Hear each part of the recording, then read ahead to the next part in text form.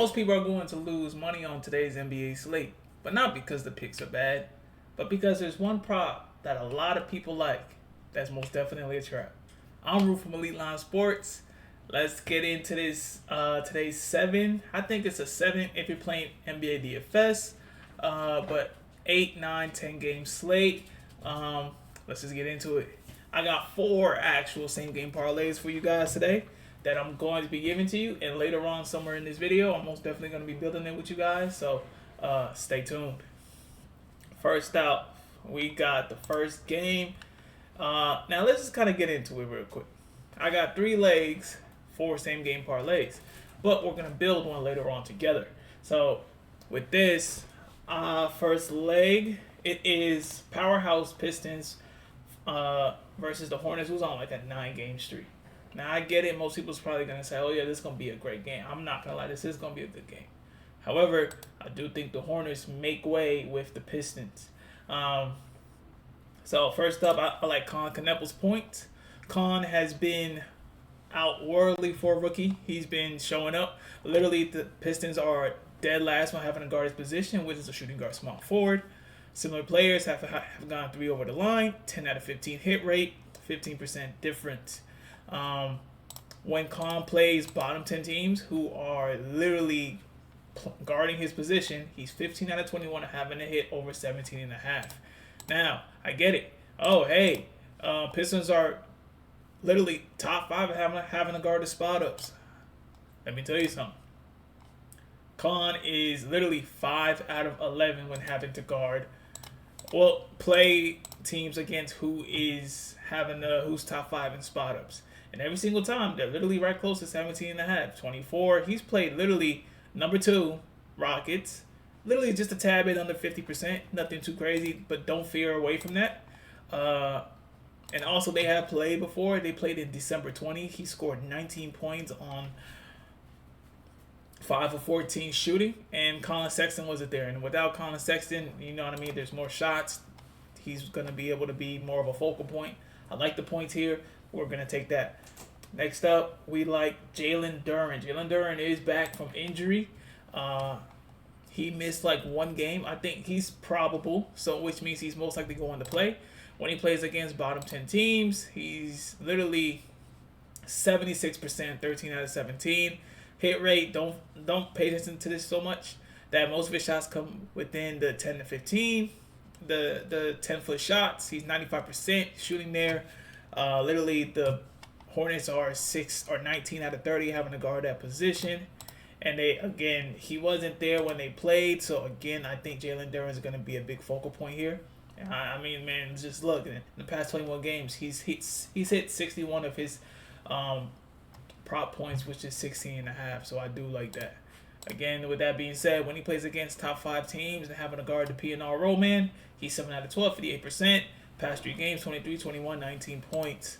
So I think this is going to be a high-scoring game. It's going to be a good game with Jalen Duren having a rest day, and now he's back in action.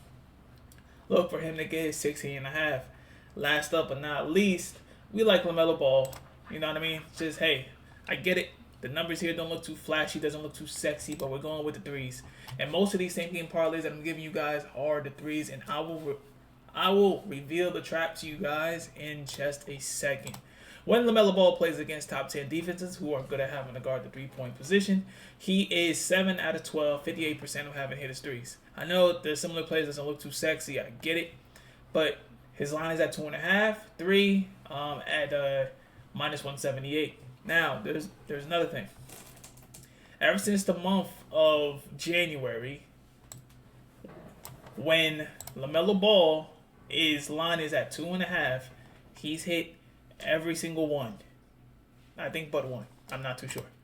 But this is when he plays top 10 defenses. When he plays top 10 defenses, his line at 2.5 against the Magic. Literally, he got 4. Against the Warriors, line was 2.5. He got 7.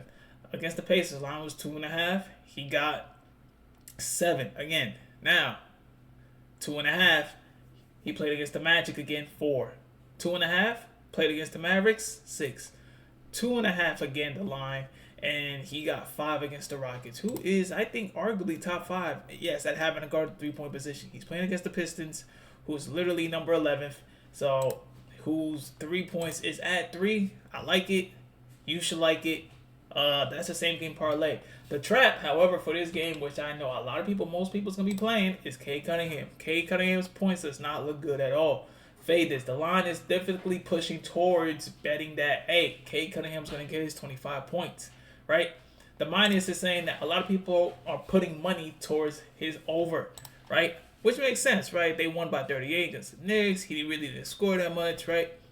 He scored 30, 29. Why wouldn't you want to put money on Cade, right? But they're playing against a top 10 defense and having the guard position, right? The point guard position, the Hornets.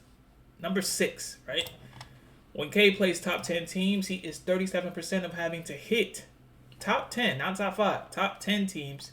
He's 6 for 16, 37.5%. That's very low. Similar players get 2 to 3 under the line, negative 12% difference, and the hit rate is 2 out of 6. Those numbers do not look sexy. But you're also saying, hold on, man, the PNR ball, man, right? The Hornets are bottom 5 at having to guard that position. Got you. When Cade plays against bottom 5 position against PNR ball handlers, he is 5 for 13, 38%, nearly 40. Still doesn't look too good at all, and it just doesn't look great. It's just the numbers don't like come out and pop out to you like, oh yeah, I'm definitely gonna put 24.5 points for Cade. And I think this line might break a lot of people's NBA DFSs. I think this line might break a lot of people's fucking perspective on making a same game parlay or a same game parlay X. I would stay away from this. Hell, be honest with you, we hit the under for Cat yesterday for 18.5. His line was at 18.5. Normally his lines are typically at 21.5, 20.5. So it's like you got to pay attention to these lines sometimes. And the stats here, the numbers don't really show anything at all. And literally, so when he plays defenses against who are bottom tier, having to guard the restricted area, okay, which the Hornets are 21 out of 30, he's 40%, 6 out of 15 for hitting. So his numbers are not really 50%. So if you want to take a flyer here, if you want to do 25, that's up to you guys. I'm not willing to take that. Listen, I'm going to stay away from it. If you want to do, listen, if you even have bigger cojones or the conviction, press the under. See how much that's going to give you, because that's going to boost your odds from here to here. So moving on to the next game. That's 3 legs with the trap that's also in with Cade Cunningham. I don't like the Bulls and the Nets. Going to stay away from that. Literally 2 shitty ass teams. Not feeling it. No Giddy at all. No Vooch. Literally, they're just a brand new fucking team. And Michael Porter Jr. has been ruled out. Jaime Jaquez, I know we chose Jaime Jaquez yesterday for 14.5. He scored 4 points, but they won by 31 points. Didn't see no reason to play. But we're going back to him again. I'm going to go right back to the well, because that's what we do here. If one leg doesn't hit and it looks good and the numbers look good, and I'm just going to go back to it the next day, and that has proven to be fruitful for me, okay? I've been hitting them. I've been clearing them. Literally, Jazz are 24 out of 30 having a guarded position of Jaime Jaquez. When Jaime Jaquez plays that against, he's 61%. So he's over 50% when he's played bottom teams in transition. I get it. It's 5 out of 16. But he literally scored 4 points, and he looks to get after it. He shot 2 for 12 literally yesterday. I think he's going to shoot a lot better today. Similar players like Cooper Flagg, Thompson. Literally, they cleared their 4 over the line. Hit rate is 4 out of 5. Jaime Jaquez is going to be looking to score here because the Jazz do look good. They don't have Keontae George, but they are still causing. I think Jaren Jackson's going to play Lloyd Markin, Isaiah Collier, Ace Bailey, Brent Sensabaugh, Bryce Sensabaugh. So I think this is going to be a game here where Jaime Jaquez is very, very much needed. Norman Powell's not in. He's questionable. But even with Norman Powell playing, I do like Jaime Jaquez to get it going because he just did so poorly yesterday. And or last game, I just think he's just gonna do way better today, especially with the Jazz being like literally bottom 10, bottom 5 defense. Next up, we got Andrew Wiggins 3-pointers. Jazz being 30 when he plays against bottom tier teams. He's 9 out of 15, 60%. Really good numbers here. Similar players are just getting like close to 1 over, but 4 for 6. Again, the line is at 2. minus 184 looks very promising. And last but not least, I am touching one of the Jazz, Bryce Sensabaugh. Bryce Sensabaugh is from Florida. He's from Orlando, Florida. Now, I did kind of take his points last time. It was at 8.5 against the Magic. Thought he would clear that, but he was missing a lot of shots. He's 1 for 9, but he's still from the state of Florida, so he still wants to show out. He has a bunch of family that's gonna come out. I'm gonna run with the narrative here. There's no Keontae George, so more shots, and Kevin Love is out. Kevin Love played yesterday. Well, not yesterday, but he played against the Magic, so that took most of his shots too. Keontae George and Kevin Love is out. When Kevin Love is out in the past couple of games, he's definitely been clearing over 13.5. Look at 18, 20, 18, 22. He's just been on the roll. 14 out of 21, 66%. And with Keontae George, his points still goes up. He's 3 out of 5, 60%. So I like it. Transition, again, everything looks good. 7 out of 14. That's just when players are in. So again, 7 out of 12. Literally, I think Bryce Sensabaugh right here is the lock too. So 13.5. That's one leg. Andrew Wiggins threes over 2. Over 1.5. Jaime Jaquez over 15.5. Next up, we got... I'm going to skip over some of these games. Magic and the Bucks don't look too nice. That doesn't look too promising. Pels and Kings doesn't look too nice. Skipping over Wolves and Hawks as well. I don't like any of those games. I do like the Cavaliers and the Nuggets. James Harden looked very well in his debut with his new team, as he normally does. I like James Harden points because he's played against the Nuggets before, multiple times. 23 and 25. The line is at 20.5. I got here 21.5 because that's what the line was before. Now it moved. Line's at 20.5. I would definitely book this, okay? Literally, when James Harden plays against top 10 teams who are having to guard his position, he's 64%, 11 out of 17 having to hit it. When he plays teams who are top 10 in isolation, 8 out of 16, 50%. Similar players like Luka Doncic and Edwards definitely cleared it and almost cleared it one time too. So definitely they're getting 6 over the line. And without Evan Mobley and possibility of Jason Tyson being out, I think they're going to need a lot of James Harden today. So James Harden is one leg from this game. I like another game is Jared Allen, and I get it. But ever since Jared Allen hasn't had Evan Mobley, bro, he's been scoring relentlessly. The points have been immense. We hit our last prop when we had Jared Allen's PRA. I like his points. I like everything about Jared Allen when he played against the Kings. They were bottom 10 at having to guard his position. They were ranked 30th, especially with Jared Allen just picking up most of the slack where Evan Mobley's not out. I mean, when he's not in, so he just looks great. You know what I mean? Just overall, his numbers just look great. When he plays against top 5 teams that having to guard the PNR role, man, he's 6 for 12. But you also got to factor in the simple fact that without Evan Mobley, bro, he's just been taking up a whole bunch of shots. 15.5 is possible. Now, one thing that scares me with this is the Jokic. Jokic might get him into foul trouble, but I think Jared Allen's too much of a focal point where he's not going to foul, and he's going to be needed. And they're literally bottom 10 at having to guard center's position. So if Jared Allen stays in the game, look for him to clear over 15.5 again. And last but not least, we got Cam Johnson, 3-pointers over 1.5. Cam Johnson's fresh off of the injury. He shot 2 for 3, played 27 minutes, first game back after a while since December 23. He literally shot 2 for 3 threes, man. Looks great. When he plays against bottom 10 teams, he's 4 for 5. I think this is great. Similar players, hit rate 50%, 1 for 2. Michael Porter got it. Trey Murphy just missed it by 1. The line is at 2.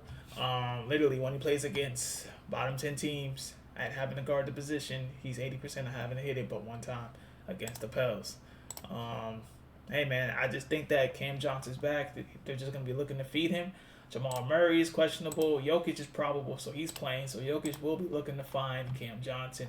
And I think Cam Johnson, with him knowing that the numbers that they're so bad at having to guard the 3-pointers, I think Cam Johnson's going to be locking that in. So those are 3 legs I like. Last but not least, I do like the 76ers and the Blazers. I'm going to stay away from the Thunder and the Lakers. I know that's a primetime game, but I'm not touching that. First up, I like Joel Embiid. Like, who wouldn't like Joel Embiid? The past couple of games, Joel Embiid has been a monster, bro. 33 points, 35, 24, 40, 37. Like, literally, he's been clearing 29 and, 30, with ease, bro. Like, I don't know what cut on. Literally, I know he's going to be... I know it's going up against Klingon, but the Blazers are 26 out of 30 having to guard center positions. When Embiid plays players or teams that are like that, bottom 10, he's 9 out of 10 at having to score his fucking line. That's insane to me. I think that's dope. I think that's cool as hell. His line is insane. Just like, look at these points here, bro. Okay? Similar players, Towns, Bam, Towns, Sengun, they're getting 1 to 2 over the line. There's just not much more I can say about this man. Like literally, when he plays against top 5 teams in post ups, he's 5 out of 8. Literally, man, just 30 points. I think that's a lot. Now, I'm a bit iffy on this, but I have to go simply because I think the Blazers are gonna give him a run for their money. I'm going Tyrese Maxey. Tyrese Maxey points over 26.5. When he plays 66%, 12 out of basically 12 out of 18, 66%. With Embiid, he's been clearing that, still 7 out of 10, 26.5. I like that when he plays against bottom 10 teams. So with or without Embiid, which I'm pretty sure Embiid will play, Tyrese Maxey will hit his line. And then last but not least, Shaedon Sharpe is injured. Jeremy Grant has been reaping the benefits. So with that being said, when Shaedon Sharpe is out, Jeremy Grant has scored over 18.5, 4 out of 5 times. Hit rate is 80%. Don't pay attention to too much about the similar players. Similar players doesn't look too hot. But I do think Jeremy Grant, especially where he got ties to 76ers, I think he was on the team or his dad was on the team. His brother was on the team, if you know who I'm talking about, Jerry and Grant. Yeah, so I'm pretty sure that Jeremy Grant's going to take this pretty personally, and they need him to score. He's been chucking a lot of threes lately, too. The past couple of games has been immense. He's shot literally 6 for 10 from 3, 3 for 6, and 3 for 7. 33 minutes, 28 minutes, 33 minutes. So he's been getting the minutes, man. I think Jeremy Grant gets his points. And that's about it. Also, I did say that I was going to make a same-game parlay with you guys.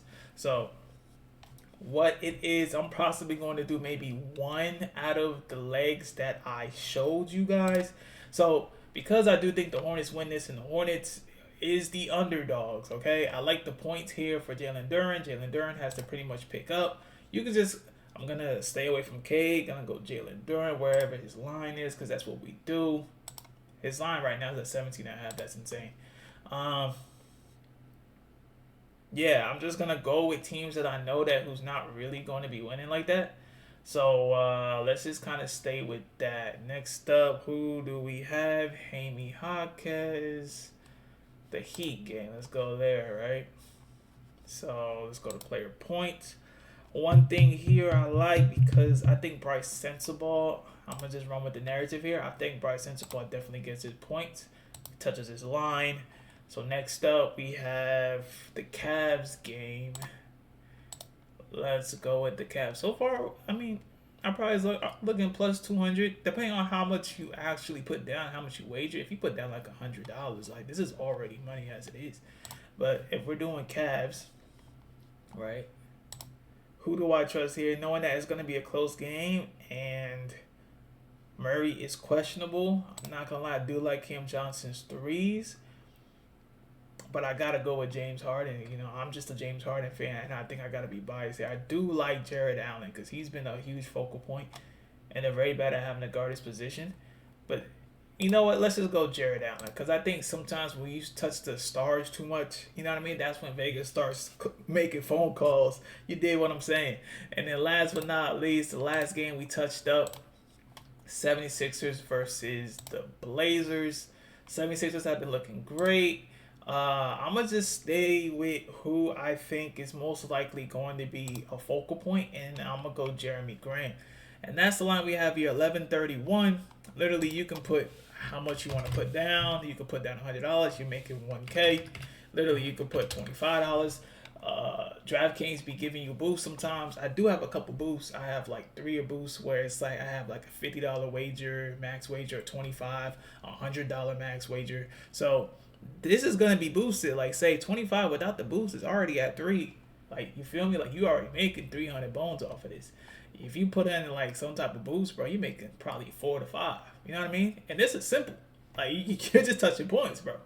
You did what I'm saying? Like We haven't teasered anything down. If you want to teaser, they still maybe 15 points because Jalen Duran's line was at 16.5. But you catch my drift. With that being said, guys, I appreciate every single one of you guys, and I'll catch you on the next one, man. If we cash out, we're going to put our updated stuff in the comments. But I appreciate every single one of you guys, and I'll catch you on the next one.